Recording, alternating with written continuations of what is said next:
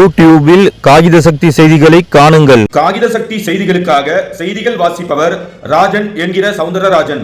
அதிமுக திருவள்ளூர் தெற்கு மாவட்டம் ஆவடி சட்டமன்ற தொகுதிக்கு உட்பட்ட ஆவடி கிழக்கு, மேற்கு, வடக்கு, தெற்கு உள்ளிட்ட பகுதிகளும், திருவேற்காடு நகரம், திருநின்றவூர் நகரம் உள்ளிட்ட அனைத்து பகுதிகளுக்கான வாக்காளர்கள் சிறப்பு தீவிர திருத்த முகாம் தொடர்பான ஆலோசனை கூட்டம் 9/11/2025 அன்று மாலை 6 மணி அளவில் பட்டாபுரம் வசந்தம் திருமண மண்டபத்தில் நடைபெற்றது. அதிமுக திருவள்ளூர் தெற்கு மாவட்ட கழக செயலாளரும் அம்பத்தூர் தொகுதி முன்னாள் சட்டமன்ற உறுப்பினருமான வி அலெக்சாண்டர் அவர்கள் தலைமையேற்று பல்வேறு ஆலோசனைகள் வழங்கிய இக்கூட்டத்தில் அதிமுக வழக்கறிஞர் பிரிவு மாநில செயலாளரும் திருவள்ளூர் தெற்கு மாவட்ட பூத் கமிட்டி பொறுப்பாளரும் மாநிலங்களவை குழு உறுப்பினருமான வழக்கறிஞர் IS இன்பதுரை அவர்களும், அதிமுக சிறுபான்மையினர் நலப்பிரிவு மாநில செயலாளரும் முன்னாள் அமைச்சருமான S அப்துல் ரஹீம் அவர்களும், அதிமுக அமைப்பு செயலாளர் திருவேற்காடு பா சீனிவாசன் அவர்களும், அதிமுக சென்னை மண்டல தகவல் தொழில்நுட்ப பிரிவு இணை செயலாளர் வி தனஸ்ரீ அவர்களும் ஆகியோர் சிறப்பு அழைப்பாளர்களாக கலந்து கொண்டு பல்வேறு ஆலோசனைகள் வழங்கினர். இக்கூட்ட முடிவில் அதிமுக ஆவடி மேற்கு பகுதி கழக செயலாளரும் ஆவடி மாநகராட்சி மாமன்ற உறுப்பினருமான PDMS A பிரகாஷ் அவர்கள் இக்கூட்டத்தில் கலந்து கொண்ட அதிமுக மாநில, மாவட்ட, பகுதி, ஒன்றிய, நகர, வட்ட, ஊராட்சி கழக செயலாளர்கள் மற்றும் நிர்வாகிகள், பிற அணி செயலாளர்கள் மற்றும் நிர்வாகிகள், அனைத்து பாக முகவர்கள் உள்ளிட்ட அனைவருக்கும் நன்றி கூறினார்.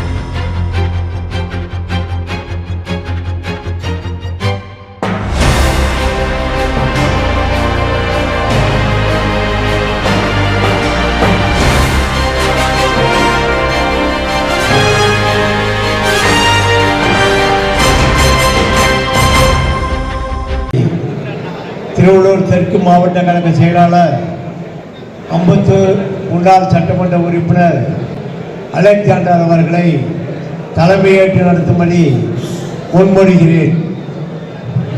அதை நான் வழிமொழிகிறேன்.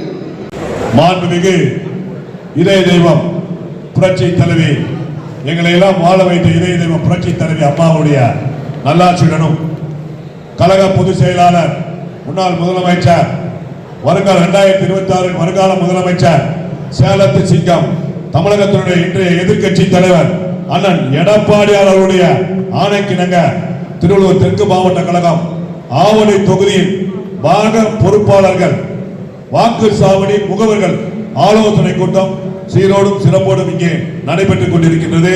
இந்த நிகழ்ச்சியிலே கலந்து கொண்டு நமக்கெல்லாம் எவ்வாறு இந்த வாக்காளர் சிறப்பு முகாம் நடைபெறுகிறது, வாக்காளர் திருத்த முகாம் நடைபெறுகிறது, அதில் எவ்வாறு பணி செய்ய வேண்டும் என்பதை பற்றி நமக்கெல்லாம் எடுத்துரைக்க வருகின்றிருக்கக்கூடிய கழக வழக்கறிஞர் பிரிவு செயலாளர், மாநிலங்களவை உறுப்பினர், மதிப்பிற்கும் மரியாதைக்கும் உரிய அண்ணன் IS இன்பதுரை BABL அவர்களே, அதே போல் நல்ல கருத்துக்களை நமக்கு எடுத்துரைத்து வருகின்றிருக்கக்கூடிய கழக சிறுபான்மை பிரிவினுடைய செயலாளர், முன்னாள் அமைச்சர், மதிப்பிற்கும் மரியாதைக்கும் உரிய அண்ணன் S அப்துல் ரஹீம் அண்ணன் அவர்களே, அதே போல் கழக அமைப்பு செயலாளர், மதிப்பிற்கும் மரியாதைக்கும் உரிய திருவேற்காடு அண்ணன் பா சீனிவாசன் அவர்களே, அதே போல் இங்கே வருகை சிறப்பித்துக் கொண்டிருக்கக்கூடிய நம்முடைய தகவல் தொழில்நுட்ப பிரிவினுடைய மாவன் சென்னை மண்டல தகவல் தொழில்நுட்ப பிரிவினுடைய இணை செயலாளர், மதிப்புக்கும் மரியாதைக்கும் உரிய அருமை சகோதரி வி தனஸ்ரீ அவர்களே, அதே போல் மாவட்ட தகவல் தொழில்நுட்ப பிரிவுடைய தென் சென்னை வடக்கு கிழக்கு மாவட்ட தகவல் தொழில்நுட்ப இணை செயலாளர் அருமை சகோதரர் எம்ஜிஎஸ் சரவணராஜ் அவர்களே, மாவட்ட கழக அவைத்தலைவர் திண்டு உத்தமராஜன் அவர்களே, மாவட்ட கழகத்தினுடைய இணை செயலாளர் ஆர் இந்திராணி அவர்களே, மாவட்ட கழக துணை செயலாளர் தேவகி அவர்களே, மாவட்ட கழக பொருளாளர் அண்ணன் கே ரவி அவர்களே, அதே போல இங்கே வருகை தந்து சிறப்பித்துக் கொண்டிருக்கக்கூடிய இந்த ஆவடி பகுதிக்கு உட்பட்ட பகுதி கழக செயலாளர்கள், ஒன்றிய கழக செயலாளர்கள், நகர கழக செயலாளர்கள், ஆவடி மேற்கு பகுதி கழக செயலாளர் பிடிஎம்எஸ் பிரகாஷ் அவர்களே, ஆவடி தெற்கு பகுதி செயலாளர் ஆவடி எஸ் சங்கர் அவர்களே, ஆவடி வடக்கு பகுதி செயலாளர் ஆசிடி கேமேந்திரன் அவர்களே, அதே போல் திருநென்றூர் நகர கழக செயலாளர் அருமை தம்பி எஸ்பிஆர் கிஷோர் அவர்களே, அதே போல இங்கே வருகிறது சிறப்பித்துக் கொண்டிருக்கீங்க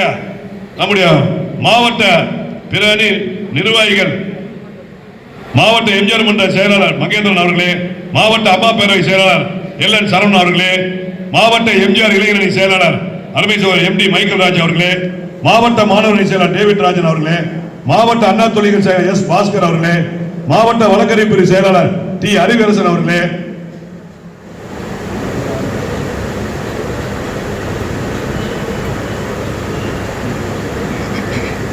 பொதுக்குழு உறுப்பினர் மணிராஜன் அவர்களே, பொதுக்குழு உறுப்பினர் மீனா பாண்டியன் அவர்களே, அது மாவட்ட அமைப்பு சாரா ஓட்டுநர் செயலாளர் காந்தி அவர்களே, மாவட்ட வர்த்தக செயலாளர் பிரபாகரன் அவர்களே, மாவட்ட இலக்கிய செயலாளர் அருமையாளர் ஆவடி குமார் அவர்களே, மாவட்ட மீனவர் ரமேஷ் அவர்களே, மாவட்ட சிறுபான்மை பிரிவு செயலாளர் ஜான் பீட்டர் அவர்களே, அதே போல இங்கு வருகிறது சிறப்பித்துக் கொண்டிருக்கக்கூடிய வட்டக்கழகத்தினுடைய செயலாளர்களே, பகுதி நிர்வாகிகளே, நகர கழகத்துடைய நிர்வாகிகளே, கிளை கழகத்துடைய செயலாளர்களே, அதே போல் வருகின்ற பாகத்தினுடைய ஒவ்வொரு பாகத்தினுடைய BLA 2 பொறுப்பாளர்களே, நிர்வாகிகளே, அதே போல் ஒவ்வொரு வட்டத்திற்கும் போடப்பட்டுள்ள அந்த வட்டத்தினுடைய நிர்வாகிகளே, உங்கள் அனைவரையும் இந்த பாக பொறுப்பாளர்கள் ஆலோசனை கூட்டத்திற்கு மாவட்ட கழகத்தின் சார்பில் வருக வருக என வரவேற்று நாம் என்ன பணி செய்ய வேண்டும் என்பதை பற்றி இங்கே வருகை இருக்கின்ற நம்முடைய கழக நிர்வாகிகள் நம்மிடம் எடுத்துரைப்பார்கள். நாம் அதை சீரோடும் சிறப்போடும் செய்ய வேண்டும். ஏனென்றால் இது ஒரு முக்கியமான பணி.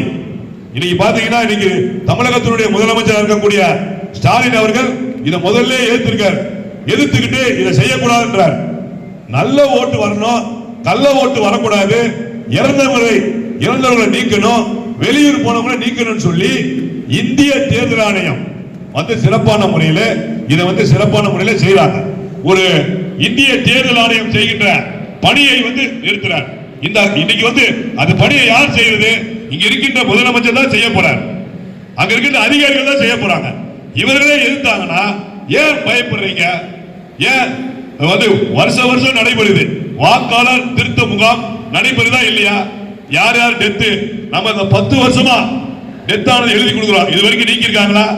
ஊரை விட்டு எவ்வளவு காலி பண்ணி போனாங்களோ அவங்களெல்லாம் நம்ம எழுதி கொடுத்துருக்கோம். இது வரைக்கும் யாரையும் நீக்கவே இல்லை. பல இடங்கள்ல குறிப்பா சொல்லணும், ஆவடியில பாத்தீங்கன்னா ஒரு பூத்துல 1300 ஓட்டு இருக்கு. அதை செக் பண்ணி நம்மளுடைய PLA 2 ப்ராப்பரா ஒரு தெருவா போய் செக் பண்ணி பார்த்தார். அதுல செக் பண்ணா 750 ஓட்டு தான் இருக்கு. கரெக்டா இருக்கிறது 750 ஓட்டு தான் இருக்கு. டெத்து பாத்தீங்கன்னா 60 டெத்து இருக்கு. 60 டெத்து வருது. இது வரைக்கும் நீக்கல. ஓட்டே இல்லாதவங்க பாத்தீங்கன்னா 500 பேர் இருக்காங்க.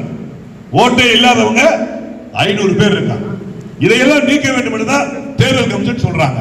இதை ஒழுங்காக செஞ்சாதான நல்ல உரிமையான வாக்காளர்கள் வாக்களித்து இந்த தமிழ்நாட்டிலே தேர்தல் வருகின்ற போது 2020 தேர்தல் வாக்காளர்கள் தேர்தலில் யார் போட்டி போறாங்களோ அவங்களுக்கு வாக்களித்து வெற்றி பெற செய்வார்கள். திமுக காரர்களுக்கு எப்பயுமே என்ன பண்றது, முதல்ல காலைல 7 மணிக்கு ஆரம்பிச்சோன்னே செத்தவ ஓட்டெல்லாம் போட்டுருவான். ஒரு பூத்துக்கு 5 ஓட்டு 10 ஓட்டுன்னு செத்தவ ஓட்டெல்லாம் போட்டுருவான். அதுக்கடுத்து மத்தியானம் 3 மணிக்கு மேல யார் யார் ஊர்ல இல்லைன்னு பார்த்து அந்த ஓட்டெல்லாம் திறந்து போடுவான். இப்படிதான் திமுக ஜெயிச்சுட்டு வருது. இதையெல்லாம் நீக்க வேண்டும் என்றுதான் நம்ம என்ன சொல்றோம், நம்முடைய கழக பொதுச்செயலாளர் எடப்பாடியார் இது நல்லது, இதை செய்ய வேண்டும் என்று சொல்லியிருக்கார். ஆகவே இங்கே வருகின்ற பாக பொறுப்பாளர்கள் யாராவது ஒருத்தர் 2 பேர் வரலனா கூட அவங்களுக்கு அந்த வட்டக்கழக செயலாளர்கள், அந்த பகுதி கழக செயலாளர்கள் அவங்களை அழைத்து இங்க என்ன நடந்ததோ அவர்களை எடுத்து சொல்லுங்க. ஒவ்வொரு வார்டுக்கும் ஒரு பகுதி நிர்வாகி, நகர நிர்வாகி பொறுப்பாளராக போட்டிருக்கோம். அவங்களும் போய் அந்த வார்டுல என்ன நடக்குது ஏது நடக்குதுன்றத பார்க்கணும். அதாவது இன்னைக்கு வந்து BLO booth level officer teachers வராங்க, கார்பரேஷன்ல வேலை செய்யறவங்க வராங்க, நம்ம நகராட்சியில வேலை செய்யறவங்க வராங்க. அவங்க எல்லாம் வந்து நமக்கு ஒவ்வொரு வீடா போய் யாராருக்கு ஓட்டு இருக்குன்னு எடுத்து கொடுக்குறாங்க. நம்ம பிஎல்ஓ 2 பாக பொறுப்பாளர்கள் நிறைய பேர் போன் பண்ணி கேட்கிறாங்க, பாக பொறுப்பாளர் ஆனா நாங்க எலெக்ஷனுக்கு பூத்துல போற வேலை தானே, எங்களுக்கு இந்த வேலை கொடுங்க. பிஎல்ஏ 2 பாக பொறுப்பாளர் வாக்கு சாவடி முகவர்னா யார் யார் ஓட்டு இருக்கு, யார் யார் ஓட்டு இல்ல, யார் யார் டெத்து, இத கணக்கெடுத்து அந்த பிஎல் ஓட்டை கொடுக்கிற வேலை தான் இந்த வேலை, பிஎல்ஏ 2 வேலை. அந்த பூத் எலெக்ஷன் வரும்போது பூத்துல போய் உட்கார்றது, யார் வேட்பாளராக வராங்களோ அவங்க கையொப்பமிட்டு ஏஜென்ட் அங்க உள்ள போய் அந்த தேர்தலுடைய கேண்டிடேட் ஏஜென்ட். நீங்க வந்து நம்மளுடைய அங்கீகரிக்கப்பட்ட பிஎல்ஏ 2னா நம்ம கட்சியினுடைய நீங்க பிரதிநிதி பிஎல்ஏ 2 வாக்கு சாவடி முகவர். நீங்க அந்த டிஜிட்ட போய் பேசலாம், என்ன வேணுமோ கேட்கலாம், ஒரு அப்ஜெக்ஷன் தெரிவிக்கலாம். யாராவது ஓட்டு மாத்தி சேர்த்தாங்கன்னா உங்க லெட்டர் எழுதி தேர்தல் கமிஷன் கொடுக்கலாம். இவ்வளவு வேலைகளை நீங்க செய்யலாம். ஒவ்வொரு நாளும் எவ்வளவு பேர், ஒரு நாளைக்கு 50 தான் கொடுக்குறாங்க. பிஎல்ஏ 2 பிஎல்ஏ போற டீச்சர்ஸ் ஒவ்வொரு ஏரியாவில் 50 பேர் தான் கொடுக்குறாங்க. அதெல்லாம் கணக்கெடுத்து வச்சுக்கணும், யார் யாருக்கு கொடுத்துருக்காங்க, வரிசை எண், பெயர், போன் நம்பர். நான் சொல்றது எல்லாத்துக்கும் நல்லா நல்லபடியா கேட்கணும்னு நினைக்கிறேன். பின்னாடிகளும் கவனிங்க, அந்த வட்டக்கழக செயலாளர்கள், அந்த வட்டத்தில் போற நிர்வாகிகள் நல்லா கவனிங்க. இந்த கூட்டம் முடிஞ்ச உடனே நீங்க போய் உங்க வார்டுல பிஎல்ஏ 2 கூப்பிட்டு வச்சு நீங்க தனியா ஒரு கூட்டம் நடத்தி அவங்களுக்கு திருப்பி ஒரு சொல்லி கொடுங்க. பிஎல்ஏ 2 வேலைன்னா என்ன அப்படின்னு சொல்லி கொடுக்கணும். அவங்க மட்டும் பிஎல்ஏ 2 வச்சுட்டு எந்த வேலையுமே பார்க்காம இருந்தா யாராக இருந்தாலும் அதை வந்து நாளைக்கு வந்து வட்டக்கழக சொல்லும் போது அது யார் பணியாற்றனா மாற்றி வேற ஆள போட வேண்டிய சூழ்நிலை அமையும். ஏன்னா டைம் வந்து இந்த மாசம் மட்டும்தான், இந்த மாசம் இருக்கு. நம்முடைய தலைமை கழகத்துல நம்முடைய பொதுச் செயலாளர் என்ன சொல்லியிருக்காருன்னா, டெய்லி அந்த டீச்சர்ஸ் போய் கணக்கெடுக்கிறத அந்த பிஎல்ஏ 2 நம்மளுடைய அனைத்து இந்திய அண்ணா திமுக பாக பொறுப்பாளர் டெய்லி அந்த 50 பேர் கணக்கெடுக்கணும். யார் யாருக்கு டீச்சர் கொடுத்திருக்காங்க, ஃபார்ம் கொடுத்திருக்காங்க, யார் யாருக்கு கிடைக்காத அந்த டீச்சர் சொல்லி நீங்க வாங்கி கொடுக்கணும். யார் யார் ஓட்டு இருக்கு உங்களுக்கு, யார் யாருக்கெல்லாம் கிடைக்கலையோ அந்த டீச்சர் கேட்டு வாங்கி கொடுக்கணும். அதே போல யார் யார் டெத்து இறந்தவர்கள் இருக்காங்கல்ல அவங்கள எல்லாம் என்ன பண்ணணும், டெத்துன்னு சொல்லி அவங்க டீச்சர்ட்ட பதிய வைக்கணும். இவங்கெல்லாம் டெத்து நீங்க எழுதி கொடுக்கணும், இவங்கெல்லாம் இறந்துட்டாங்க அப்படின்னு அந்த டீச்சர்ட்ட எழுதி கொடுக்கணும். எழுதி கொடுத்து அடுத்து ஓட்டு லிஸ்ட் வரும்போது அவங்க ஓட்டெல்லாம் வரக்கூடாது.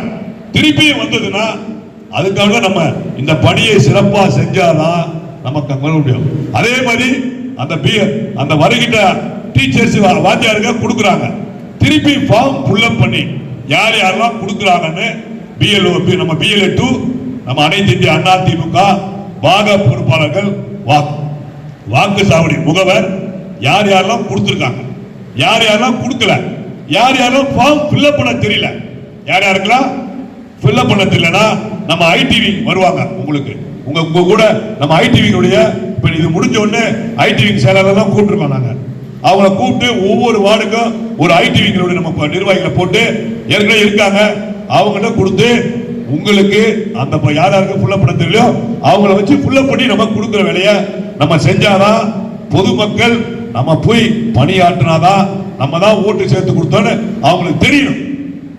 அவங்க வேற கட்சிக்காரங்க போய் சேர்த்து கொடுத்தானா அவன் சொல்றதுதான் பொதுமக்கள் கேட்பான். அதனால இது தலையாய கடமை, முக்கியமான பணி.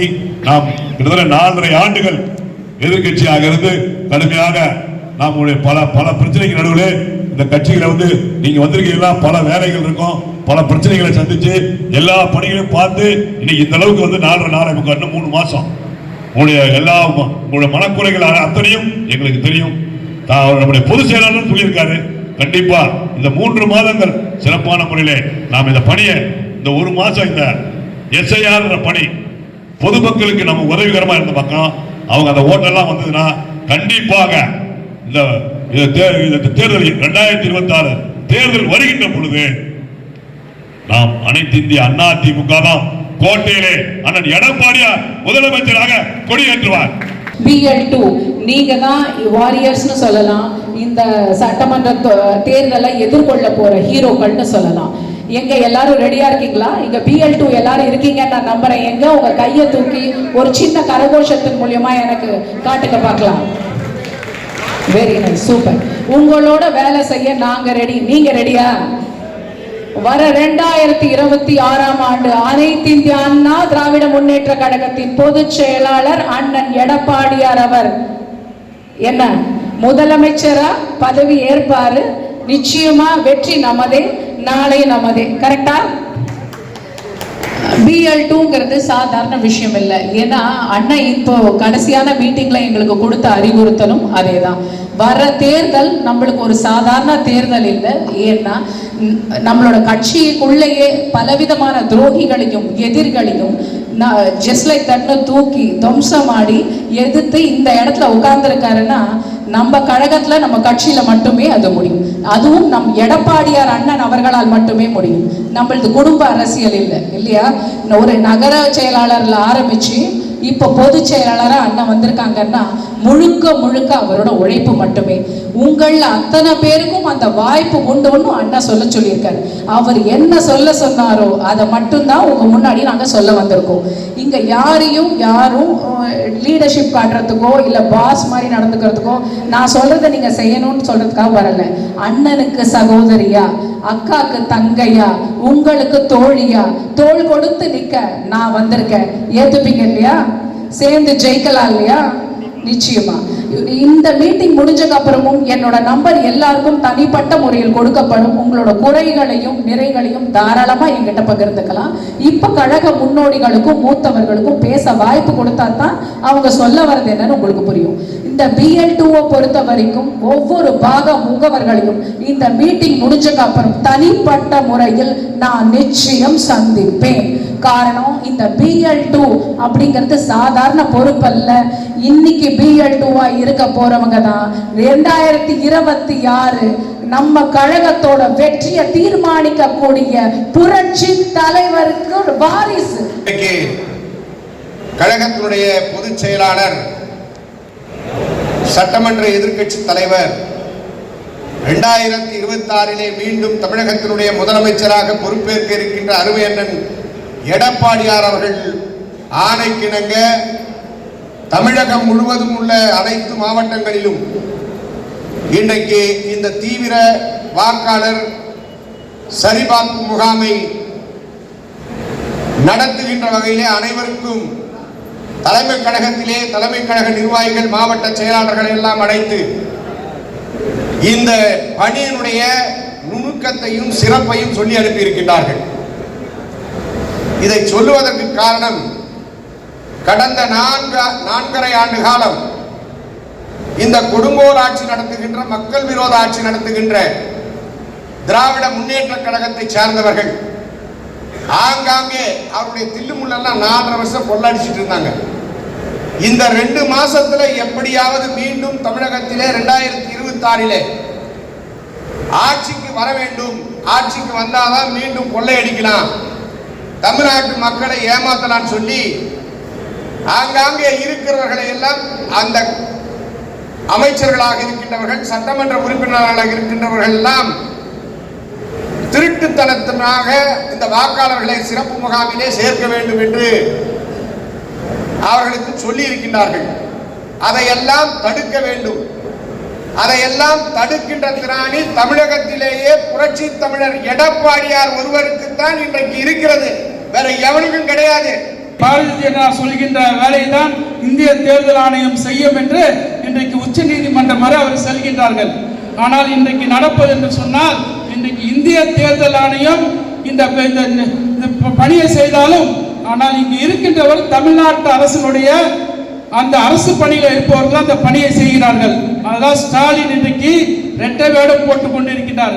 இன்றைக்கு அரசு பணியில் இருக்கின்ற ஆசிரியர்களாக இருந்தாலும் சரி, நகராட்சியில் இருக்கின்ற பணியாளர்கள் இன்றைக்கு தினந்தோறும் 4ஆம் தேதியிலிருந்து அவர்கள் பணியை துவக்கி இருக்கிறார்கள்.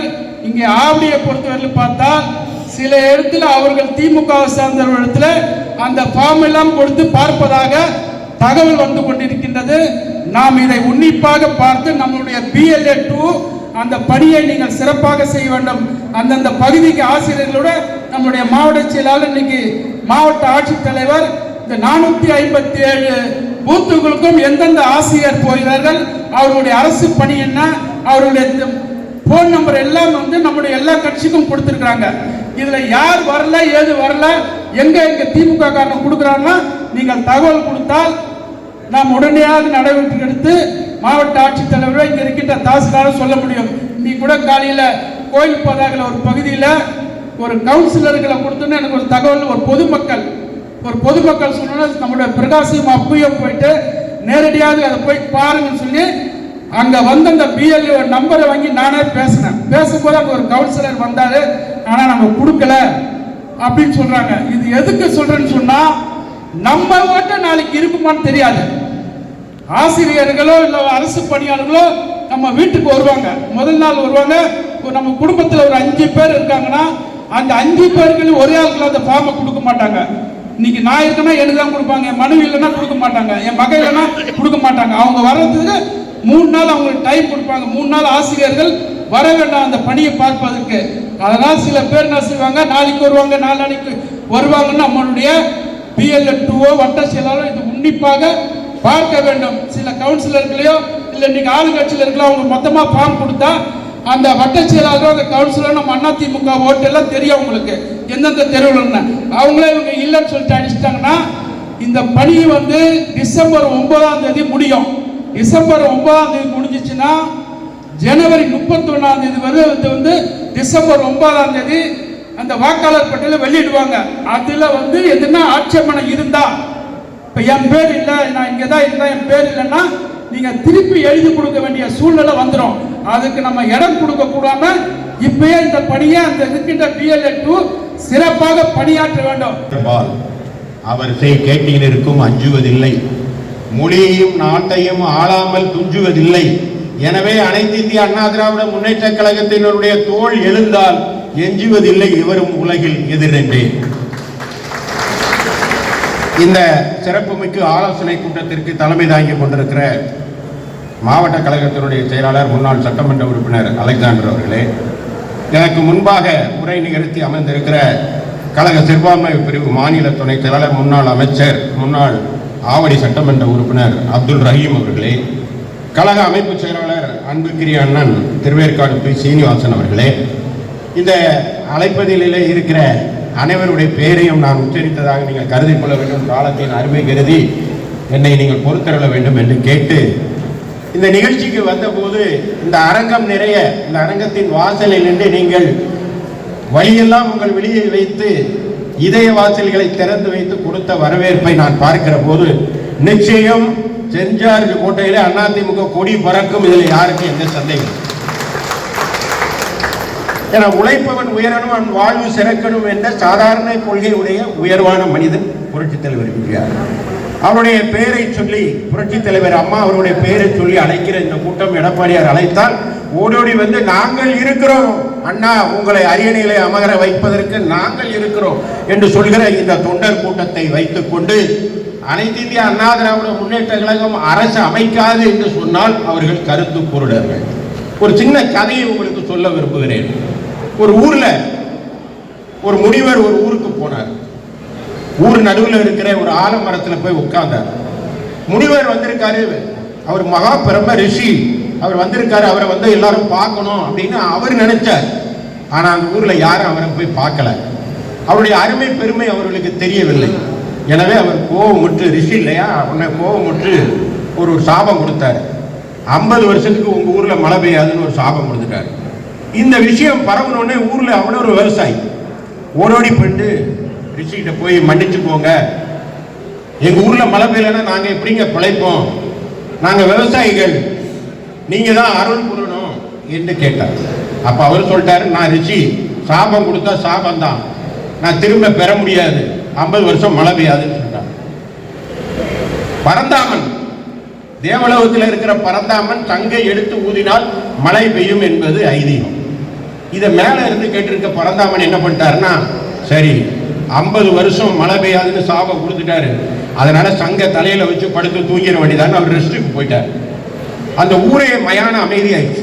மழை பெய்யாது, பஞ்சம், இனி நம்ம சாப்பாட்டுக்கு வழி இருக்காது என்று அல்லோலகப்பட்டு அனைவரும் கவலையிலே இருக்கிற போது ஒரே ஒருவர், ஒரு உழவர், அவன் ஒரு விவசாயி, அவன் மட்டும் புறப்பட்டு சென்று வயலிலே உழ போனான். தினசரி அவன் உழுது கொண்டிருந்தான். பக்கத்து வீட்டில் இருக்கிறவங்களாம் பார்த்தான், என்னடா இவன் கிறுக்கனா, இவன் எதுக்கு உழ போறான், இவன் எதுக்கு வயலுக்கு போறான், மழையே பெய்யாது, உழுது என்ன பிரயோஜனம் என்று கேட்டார்கள். அப்ப அவன் சொன்னான், நம்பிக்கையின் உச்சமாக சொன்னான், மழை பெய்யாது என்பது நம்பிக்கை, அவருடைய சாபம். ஆனா ஒரு நாள் மழை நிச்சயம் பெய்யும், அது எனது நம்பிக்கை. அவ்வாறு மழை பெய்கிற போது 50 வருஷம் உழாமே இருந்துட்டோம்னா எப்படி உழுவது என்பது எனக்கு மறந்து போய்விடும். எனவே என்னை நானே பயிற்சி கொடுத்து கொண்டிருக்கிறேன் என்று சொன்னான். மேலே இருக்க பரந்தாமனுக்கு அது கேட்டது. அடடா, எப்பேற்பட்ட தன்மை! அந்த 50 வருடம் மழை பெய்யாது என்று சங்கை எடுத்து தலையில வைத்து படுத்து விட்டால் 50 வருடம் கழித்து இந்த சங்கை எப்படி ஊதுவது என்று நமக்கு தெரியாமல் போய்விடுமே என்று எண்ணி எடுத்து சங்கை ஊதினான். மழை பெய்தது. அதுபோல திராவிட முன்னேற்ற கழக அரசு தொடர்ந்து ஆட்சியில் இருக்கும் அப்படின்னு சாபம், முனிவர் சாபம் கொடுத்துட்டாருன்னு எண்ணி நம்பி ஊடகங்கள், எதிர்கட்சிகள் அனைத்தும் ஒரு இடத்துல போய் முடங்கி கிடக்கிறது. ஆனால் ஒரு உழவன் எப்படி உழச் சென்றானோ அதுபோல ஒரு உழவன், நம்முடைய உழவன் அண்ணன் எடப்பாடியார் ஊர் ஊராக சென்றார், வயலுக்கு சென்றார், உழச் சென்றார். அவரோடு நாமும் கலப்பையோடு சென்றோம். ஊரெல்லாம் சொல்லுது, எப்படியா இவர் ஆட்சிக்கு வருவாரு, எப்படி திமுக ஆட்சி எப்படி போகும், இவரால் எப்படி ஆட்சி அமைக்க முடியும் என்று சொல்லுகிற போது ஒரு நாள் மழை பெய்யும் என்று சொன்னானே, அதுபோல நம்மண்ணன் எடப்பாடியார் சொன்னார், இந்த ஆட்சி அகலும் என்று சொன்னார். அதன்படி இப்பொழுது பரந்தாமன் சங்கை ஊதிவிட்டான், மழை பெய்து விட்டது, அறுவடைக்கு நாம் தயாராக இருக்கிறோம். அனைத்து இந்திய அண்ணா திராவிட முன்னேற்ற கழக அரசு தான் வரும். சரி, யாரா சங்க ஊதுனான்னு கேட்டுட்டீங்கன்னா அண்ணன் துரைமுருகன். நேற்றைய தினத்தில் அவர் பேசியிருக்காரு, நான் பார்த்தேன், சங்க ஊதிட்டார். எப்படின்னா அவர் சொல்றாரு, உதயநிதி ஸ்டாலின் தான் ராஜேந்திர சோழன், சுந்தர சோழன், அவருக்கு பின்பாக ராஜராஜ சோழன், அவருக்கு பின் அவர் மகன் ராஜேந்திர சோழன். இது வரலாறு.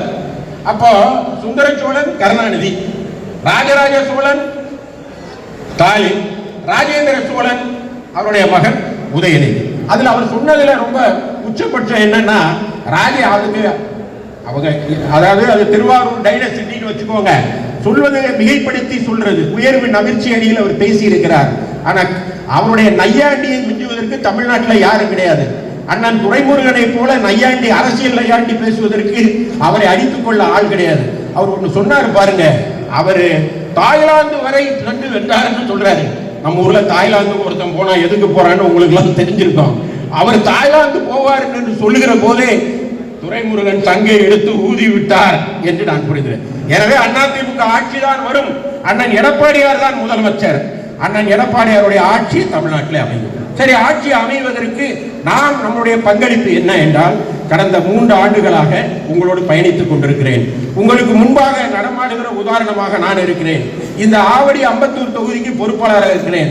இந்த ஆவடி அம்பத்தூருக்கு வெற்றி தேடி வரும் என்பதற்கு இந்த அணிக்கு தலைமையாக இருக்கிற எனக்கு பொறுப்பு தேடி வந்திருக்கிறது என்பதை வைத்தே இங்கே அனைத்து இந்திய அண்ணா திராவிட முன்னேற்ற கழகம் வெற்றி கூறும். நீங்கள் உழைப்பவர்கள் ஒவ்வொருவரையும் பார்க்கிறேன், அதிக உற்சாகத்தோடு நீங்கள் வந்திருப்பதை பார்க்கிறேன். 2 தினங்களாக பல்வேறு ஊர்களுக்கு பயணம் செய்துவிட்டு இன்றைக்கு 2 மணிக்குத்தான் வந்தேன். 1 மணி நேரம் தான் எனக்கு ஓய்வெடுப்பதற்கு ஒரு வாய்ப்பு கிடைத்த. இரவெல்லாம் பயணம் செய்து வந்தேன். இங்கு வந்ததும் உங்கள் முகத்தை அனைவரையும் பார்த்ததும் கோட்டையிலே அண்ணன் கொடியேற்றுகிற நாள் வந்துவிட்டது என்பது எனக்கு புரிந்தது. நீங்கள் தந்த உற்சாகத்தில், உங்கள் கரகோஷத்தில், வானுலகத்தில் இருக்கிற புரட்சி தலைவர் எம்ஜிஆர், புரட்சி தலைவி அம்மாவுடைய ஆன்மா சந்தோஷப்படுகிறது என்ற எண்ணத்திலே நின்று நான் இங்கு பேசிக் கொண்டிருக்கிறேன். இப்பொழுது நம்ம இருக்கிற சவால் வாக்காளர் தீவிர திருத்த பணி. டிஎம்கே காரன் சொல்றான், ஐயோ எஸ்ஐஆர் வந்து விட்டது என்று சொல்கிறான். எதற்காக சொல்கிறான் என்றால், அவன் சொல்றான் இது பாஜகவின் வேலை, அதிமுக அவனுக்கு அடிமை என்று சொல்கிறான். சரி, எஸ்ஐஆர் என்றால் என்ன, சிறப்பு தீவிர திருத்தம் என்றால் என்ன என்றால் வாக்காளர் பட்டியலை திருத்துவதுதான். வாக்காளர் பட்டியலை எதுக்கு திருத்தணும்? நம்ம வீட்டில் 5 பேர் இருக்காங்க, ஒருவர் காலமாகிவிட்டார், தந்தை காலமாகிவிட்டார், மூத்தவர் காலமாகிவிட்டார் என்றால் அவரை நாம் நீக்குவதற்காக தேர்தல் ஆணையத்தை நாம் அணுகுவதில்லை. அவர் அணுகாமல் இருந்தால் அவர் வாக்கு இருந்து கொண்டே இருக்கும். அவருடைய வாக்கு வாக்காளர் பட்டியலில் தொடர்ந்து இருந்து கொண்டே இருக்கும். அதுபோல நம் வீட்டு பக்கத்தில் ஒருத்தர் இருப்பார். அவர் இங்கிருந்து புலம்பெயர்ந்து பெங்களூருக்கு சென்று விடுவார், அங்கே செட்டில் ஆகி விடுவார், அல்லது அகமதாபாத்திற்கு சென்று விடுவார், அங்கே செட்டில் ஆகி விடுவார். அவர் அவ்வாறு சென்று விட்டு அங்கு வாக்குப்பதிவை அங்கு தனது வாக்குரிமையை பெற்று விடுவார். ஆனால் இங்கே இருக்கிற பட்டியல் அப்படியே இருக்கும். யார் அதை நீக்க வேண்டும் என்றால் தேர்தல் ஆணையம் நீக்க வேண்டும். அதை செய்வதற்குத்தான் சிறப்பு தீவிர திருத்தம் என்று ஒன்றை கண்டுபிடித்திருக்கிறார். இது ஒன்றும் புதிய கண்டுபிடிப்பு அல்ல. இந்திய அரசியல் சட்டம் 324 பிரிவின்படி யார் வாக்காளர் என்பதற்கு ஒரு தகுதி இருக்கிறது. 18 வயது நிரம்பியவராக இருக்க வேண்டும், அவர் குறிப்பிட்ட முகவரியில் இருக்க வேண்டும், அவர் இந்திய குடிமகனாக இருக்க வேண்டும்ங்கிறது சட்டம். அப்ப 1950 ஆர்பி ஆக்ட்னு ஒன்று இருக்கு. அதன்படி டைம் டு டைம் ஒவ்வொரு காலகட்டத்திற்கு இது போல ஒவ்வொரு காலகட்ட இடைவெளிகளில் இது போல சிறப்பு தீவிர திருத்தம் வேண்டும். சரி, அதனால என்ன பலன் என்று கேட்டால், நான் கடந்த தேர்தலிலே தோல்வி அடைந்தேன், வெற்றி வாய்ப்பு எனக்கு கிடைக்கவில்லை. 5925 வாக்குகளில் நான் தோற்று போனேன். அந்த வாக்காளர் பட்டியலிலே கிட்டத்தட்ட 1200 பேர் இறந்தவர்கள். எங்கள் பகுதியில் இருக்கிறவர்கள் நிறைய பேர் மும்பையிலும் சென்னையிலும் கோவையிலும் குடியிருப்பார்கள். அவர்கள் அங்கே செட்டில் ஆகிவிடுவார்கள். அவருடைய வாக்கு அங்கு இருக்கிறது. அப்படியானால் அது ஒரு சுத்தமான வாக்காளர் பட்டியலா என்றால் இல்லை. எனவே அந்த வாக்குகளை திராவிட முன்னேற்ற கழகத்தினர் தவறாக வாக்கு செலுத்தியதன் விளைவாக நான் வெற்றி வாய்ப்பை இழந்தேன். அந்த வாக்குகளை நீக்க வேண்டும் என்பதற்குத்தான் இந்த எஸ்ஐஆர். உடனே திமுக கள்ள ஓட்டு போட முடியாது இல்லையா, உடனே கதறான். இப்போ நம்ம வீட்டு பக்கத்தில் திடீர்னு நள்ளிரவுல சத்தம் கேட்கும், திருடன் திருடன் சத்தம் கேட்கும். நம்ம ஜன்னலை திறந்து பார்த்தா திருடனே திருடனை பிடிங்கன்னு அவனே ஓடுவான். ஏன்னா அவன் தான் திருடனை நமக்கு புரிய வர்றதுக்கு கொஞ்சம் நேரம் ஆகும். அவன் வலது பக்கம் திருடன் எங்க திருடன்னு கேட்டோம், நான் வலது பக்கம் கையை காமிச்சிட்டு அவன் இடது பக்கம் போயிடுவான். நம்ம வலது பக்கம் பின்னால போய் தேடி பார்த்தா திருடனை பிடிக்க முடியாது. அதுபோல திருடன் திருடன் என்று கத்திக்கொண்டு செல்கிற திராவிட முன்னேற்ற கழகம் அவர்களே தில்லுமுள்ளிலே ஈடுபட்டிருக்கிறார்கள். நான் 2 தினங்களுக்கு முன்பு தேர்தல் ஆணையத்திலே ஒரு புகாரை கொடுத்தேன். அனைத்து இந்திய அண்ணா திராவிட முன்னேற்ற கழகத்தின் சார்பில் அண்ணன் எடப்பாடியார் வலியுறுத்தலின் பேரில் கொடுத்தேன். அதுல ஒண்ணு என்னன்னா, சென்னை மாநகரத்தில் ஒரு ஜிம் காவலாளி, ஜிம் இருக்குல்ல, கார்பரேஷன் ஜிம், அதோட காவலாளி BLO 3ஆம் கிளாஸ் படிச்சிருக்காரு. அவர் என்ன தெரியும், அவர் எப்படி வாக்கு திருத்தத்தை செய்வாரு? அதுபோல யாகப்பா நகர் மதுரை வடக்கு தொகுதியில் இருக்கு. அங்க அந்த BLO என்று சொல்லப்படுகிற அதிகாரி மொத்தமா ஒரு பெட்டி கடையில கொடுத்துட்டான். அங்க போய் வாக்கு திருத்தம் பண்ணிக்கலாம். அப்படின்னா எப்படி நேர்மையா இருக்கும்? இதுக்கெல்லாம் யார் பின்னணியில இருக்கா? நேத்து தூத்துக்குடியில அரிசி கடை தெருன்னு ஒண்ணு இருக்கு, பள்ளிவாசலுக்கு பின்னால. அங்க இருக்கிற BLO வீடு வீடா போய் கொடுக்க சொல்லியிருக்காங்க. அவர் ஒரு டேபிள் சேர் போட்டு மொழி எழுதுற மாதிரி உட்கார்ந்து எழுதிட்டு இருக்காரு. நான் மாவட்ட ஆட்சித்தலைவர்கிட்ட கம்ப்ளைண்ட் கொடுத்தேன். இதையெல்லாம் இதற்கு பின்னணியில யார் இருக்காருன்னா ஆளுங்கட்சி. எப்படி ஆளுங்கட்சியை குற்றம் சாட்டுகிறீர்கள் என்று நீங்கள் கேட்கலாம். கார்பரேஷன்ல ரெவன்யூல திராவிட முன்னேற்ற கழகம் இன்னைக்கு ஆட்சியில் இருக்கிறதுனால கவுன்சிலர்களுக்கும் MLA-க்களுக்கும் அவங்க பயப்படுறாங்க. எனவே அவர்கள் அஞ்சுகிறார்கள். நான் அவர்களுக்கு சொல்கிறேன், நீங்கள் அஞ்ச வேண்டாம். இன்னும் 5 மாதம் தான் இருக்கிறது. இவங்க போயிடுவாங்க. வரப்போகிறது அண்ணன் எடப்பாடியார் ஆட்சி. எனவே நாங்கள் துணையாக இருப்போம் என்று சொல்கிறேன். இங்கே வாக்காளருடைய இது எனக்கு வந்தது. இதுல என்ன போட்டிருக்காங்க அப்படின்னா, நம்மளுடைய டீட்டெயில போட்டிருக்காங்க. நான் உங்களுக்கு தெளிவா என்ன ஏதோ பெருசா ஏதோ நடந்துட்டு இருக்கு, பாஸ்போர்ட் எடுக்கிற மாதிரி எல்லாம் பயமா ஆளுக்கு ஒரு போட்டோவோட அலையறீங்களா? இது சாதாரணம், இது அடிப்படை. நீங்கள் இயல்பாக புரிந்து கொள்ள வேண்டும். இதுல மேல் பகுதியில் இப்பொழுது நம்முடைய வாக்கு நிலைமைகள் இதுல இருக்கிறது. இதற்கு கீழே கொடுக்கப்பட்டிருக்கிறதுல புதிதா என்ன கேட்கிறான்னா, உங்களுடைய டேட் ஆஃப் பர்த் கேட்கிறான், உங்களுடைய ஆதார் எண் கேட்கிறான், தேவைப்பட்டா உங்களுடைய செல்போன் கேட்கிறான், உங்களுடைய புதிதாக இருக்கிறதுல உங்க அப்பா பேச உங்க போன் நம்பர் கேட்கிறான். இதெல்லாம் கொடுத்த பிறகு 2002ல நீங்க வாக்காளரா இருந்திருக்கீங்களா அப்படின்னு கேட்கிறான். ஏன் கேட்கிறான் அப்படின்னா, சிலவன் இப்பதான் பிறந்திருப்பான். இந்த 2002 வாக்காளர் 18 வயதை அட்டைன் பண்ணாம இருப்பான். அப்போ அவன் பேர் இங்க இருந்தா 2002ல இருக்காது. அப்படி இல்லைன்னா, அந்த 2002 பட்டியல்ல இல்லைன்னா அவங்க அப்பா பேர் இருக்கணும். உதாரணமா இந்த பையனுக்கு அப்ப வாக்கு இருந்திருக்காது, இப்ப வாக்காளராக இருப்பான், ஆவடியில் ஒரு தெருவில் இருப்பான், வாக்காளர் பட்டியலில் பேர் இருக்கும், புதிதாக சேர்ந்திருக்கான். அப்போ இவன் ஏற்கனவே வாக்களித்திருக்கீங்களா? இல்லை. அப்போ எங்க இருந்தீங்க? நான் தஞ்சாவூர்ல இருந்தேன். தஞ்சாவூர்ல உங்க அப்பா வாக்களித்திருக்கிறாரா? ஆமா. 2002 பட்டியலில் உங்க பகுதியை காமிங்கன்னா அதை டவுன்லோட் பண்ணி பார்த்தா அவங்க அப்பா பேர் இருந்தா பிரச்சனை இல்லை. பொதுவா ஒரு வீட்டுக்கு வந்தா, அதிகாரிகள் வந்தா, BLO வந்தா, அந்த வீட்டுல வாக்காளர் பட்டியலில் இடம்பெற்றிருக்கிறவர் குடியிருந்தா பிரச்சனை இல்லை. இந்த இடத்துல அந்த வீட்டில் வேற ஒருவர் இருந்தால் அவருக்கு அங்கு வாக்கு இல்லை. எனவே அவருக்கு வாக்கு கொடுப்பதில் பிரச்சனை இருக்கும். திராவிட முன்னேற்ற கழகம் எங்க தில்லுமுள்ளு பண்ணுவான்னா, அந்த அப்படி இல்லாத, அதாவது தமிழ்நாட்டில் நான் அந்த கடந்த 4 ஆண்டுகளாக சட்ட வழக்கறிஞர் பிரிவு செயலாளர் என்ற முறையில் நிறைய தேர்தல் ஆணையத்தில் நான் ஆஜராகும் போதெல்லாம் என்ன பிரச்சனை இருக்குன்னா, இல்லாத விலாசத்தில் இல்லாத வாக்காளரை ஒரு ஃபேக் போட்டோவை கொடுத்து நிறைய வாக்காளர்களை அவங்க சேர்த்து வச்சிருக்காங்க. இந்த வாக்காளர்களை வாக்களிப்பை செய்வதன் மூலமாக ஒரு போலியான வெற்றியை அவர்கள் அடைந்துட்டு இருக்காங்க. எனவே வாக்கு திருட்டு என்று திமுக சொல்கிறது, ஆனால் அது வெற்றி திருட்டு என்று மாற்ற வேண்டும். அந்த வெற்றி திருட்டின் மூலமாக இன்னைக்கு அவங்க ஆட்சியில் இருக்காங்க. உதாரணமாக என்னுடைய தொகுதியில் 5925 போலியான வாக்காளர்களே கிட்டத்தட்ட 6000 பேர் இருக்கிறாங்க என்ற நிலைமை இருக்கும் போது எப்படி நான் வெற்றி பெறுவேன்? எனவே அதிமுக வெற்றி பெற செய்ய வேண்டுமானால் நம்முடைய எல்லாம் ஓட்டு போட்டால் மட்டும் பத்தாது, போலியான வாக்காளர்களை கண்டுபிடித்து கொடுக்க வேண்டும், நம்முடைய வாக்காளர்களை காத்துக்கொள்ள வேண்டும்.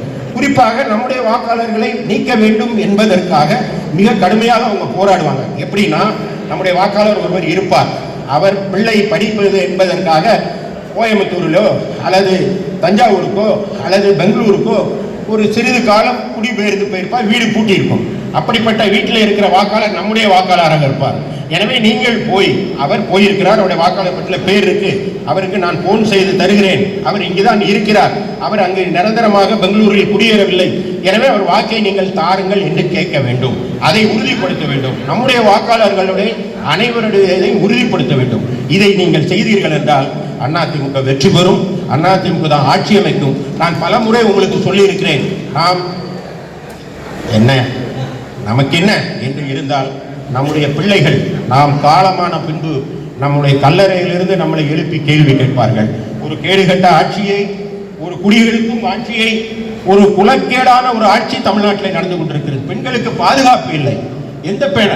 நான் பேசுகிற போது அண்ணா நகர் அண்ணா யூனிவர்சிட்டியை பற்றி பேசிவிட்டு சென்றேன். தற்போது கோயம்புத்தூர்ல நடந்திருக்கு, தினசரி நடைபெறுகிறது. வெளியே வர்றது 1 தான் 2 தான், வராமல் நிறைய இருக்கு. அப்ப பெண்கள் வாழ முடியாத ஒரு சமுதாயத்தை தமிழ்நாட்டில் திராவிட முன்னேற்ற கழகம் உருவாக்கி இருக்கிறது. பெண்களே வாழ முடியாது, யாரும் தைரியமாக ஒரு வேலைக்கு போய்விட்டு திரும்ப முடியாத சூழ்நிலை இருக்கிறது. கஞ்சா போன்ற போதை வஸ்துக்கள் தாராளமாக புழக்கத்தில் இருக்கிறது. காரில் சென்றால் நம்மளை ஓவர்டேக் செய்து முறைக்கிறான். சாலை போக்குவரத்து வசதிக்கானது என்பதை மறந்து ரேஸ் விடுறான். ஏன்னா ஒரு முதலமைச்சருடைய மகனே மற்ற ஹாஸ்பிட்டல் இருக்க பகுதியில் கார் ரேஸ் நடத்தணும்னு சொன்னா இளைஞர் சும்மா இருப்பானா? நீங்கள் மக்களுக்கு முன்னுதாரணமாக இருக்க வேண்டும். நீங்களே கார் ரேஸ் நடத்துறீங்க, அப்ப ஏன் அவன் ஹைவேஸ்ல ஆட்டோ ரேஸ் நடத்த மாட்டான், சாலையில ரேஸ் நடத்த மாட்டான்? குடிமக்கள், நீங்க ராஜா சரியா இருந்தா குடிமக்கள் சரியா இருப்பான். எனவே கேடுகட்ட ஆட்சி. இந்த ஆட்சியை வீட்டுக்கு அனுப்பவில்லை என்றால் எதிர்காலம் நம்மை கேள்வி கேட்கும். எனவே நான் ஏற்கனவே சொன்னேனே, மழை பெய்யாவிட்டாலும் உழுது கொண்டிருந்த அந்த உழவனை போல ஒரு நாள் மழை பெய்யும் என்ற நம்பிக்கையிலே அனைத்து இந்திய அண்ணா திராவிட முன்னேற்ற கழகத்தினர் இந்த கடந்த 3-4 ஆண்டுகளாக உங்களை கவனித்துக் கொண்டிருக்கிறேன். மிக கடுமையான உழைப்பை தந்து கொண்டிருக்கிறீர்கள்.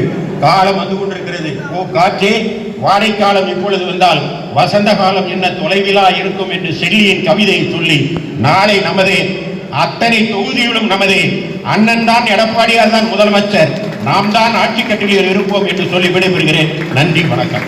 நன்றி. ஆவடி மேற்கு பகுதி கழகத்தினுடைய செயலாளர் அன்பை சகோதரர் மாமன்ற உறுப்பினர் பிடிஎம்எஸ் பிரகாஷ் அவர்கள் நன்றி உரையாற்றுவார்.